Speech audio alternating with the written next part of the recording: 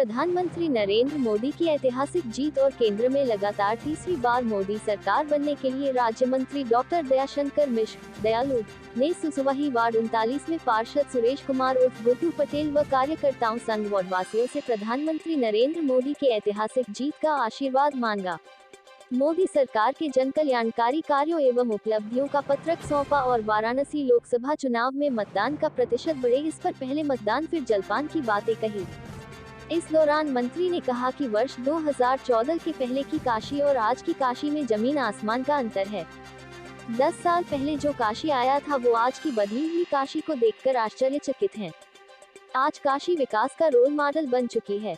Doctor मिश्र ने कहा कि काशी विश्वनाथ कॉरिडोर बनने के बाद पूरी दुनिया से श्रद्धालु काशी आ रहे हैं, जिसके कारण काशी आर्थिक रूप से भी समृद्ध हुई है।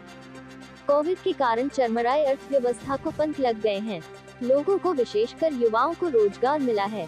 उन्होंने कहा कि प्रधानमंत्री नरेंद्र मोदी के नेतृत्व में केंद्र सरकार प्रत्येक क्षेत्र में विकास के नित नए कीर्तिमान स्थापित कर रही है। प्रधानमंत्री नरेंद्र मोदी के नेतृत्व में भारत का मान सम्मान एवं गौरव दुनिया भर में बढ़ा है।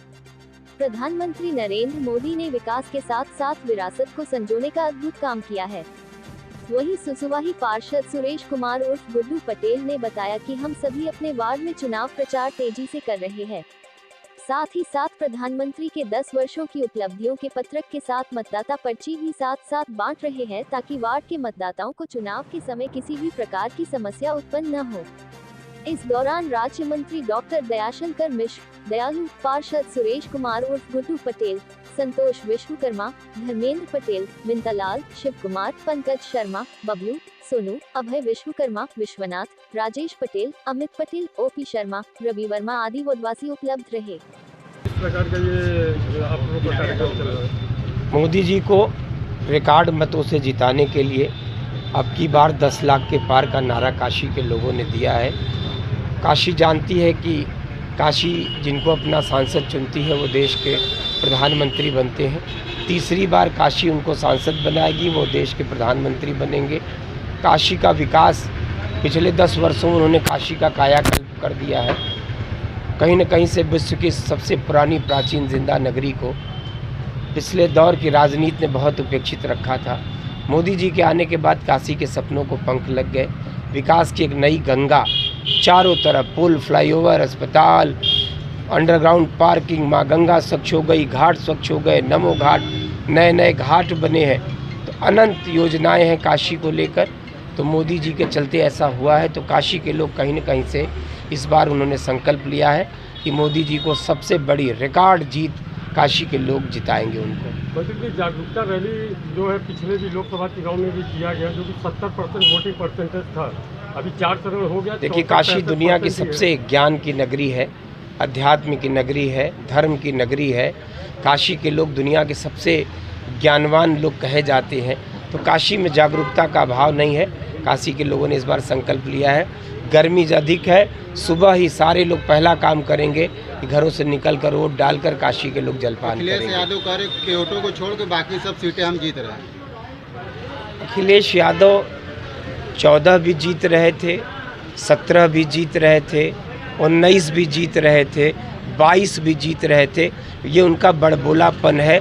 24 का रिजल्ट आने दीजिए, इसके बाद वो कभी कुछ कहने लायक नहीं रह जाएंगे। यूपी में कितना सीट आप लोग जीत रहे हैं? 80 की 80 सीटें भारतीय जनता पार्टी। जिंदाबाद जिंदाबाद। एक सवाल हमारा मंत्री जी, एक सवाल है कि भारतीय जनता पार्टी हमेशा गरीबों के साथ खड़ी रहती है, और अभी काशी हिंदू विश्वविद्यालय में जो चिकित्सक है वो गरीबों के बेड के लिए, 41 बेड के लिए लड़ रहे हैं। 7 दिन से आमरण अनशन पे है, लेकिन बीजेपी के कोई भी मंत्री, विधायक या सभासद नहीं, उनकी बातों को संज्ञान लिया गया है।